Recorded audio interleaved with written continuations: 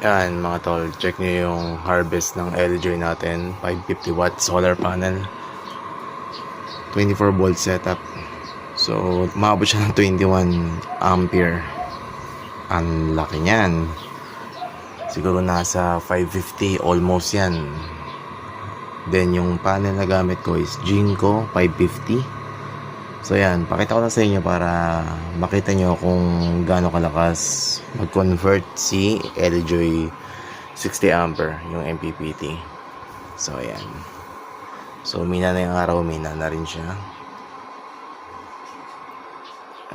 Then yung gamit nating inverter is Samdon.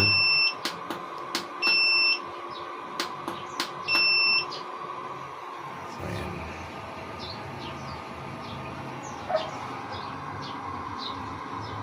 Ayan, lumalakas ulit. Mawala eh. So sulit si LG. So nakakatawa. So bala ko dito pagka nag 48 volts ako, gagawin ko siyang apat na panel dito. So 2 series and 2 parallel lang gagawin kong connection dito.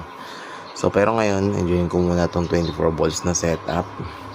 Then yan, meron din siyang ATS voltage protector, tapos DC and AC SPD,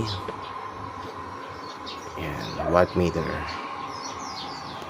So yun, sulit yung LG natin. Yan. Sa mga nagtatanong kung maganda ba humarvest itong LG, sulit. Isang 550 watts pa lang po yung gamit natin dyan. So maglalagay pa ako ng isa. Pansamantala sa 24 volts magsisiris ako ng isa pa para dalawa. Wala na, mina na yung araw eh. Yun.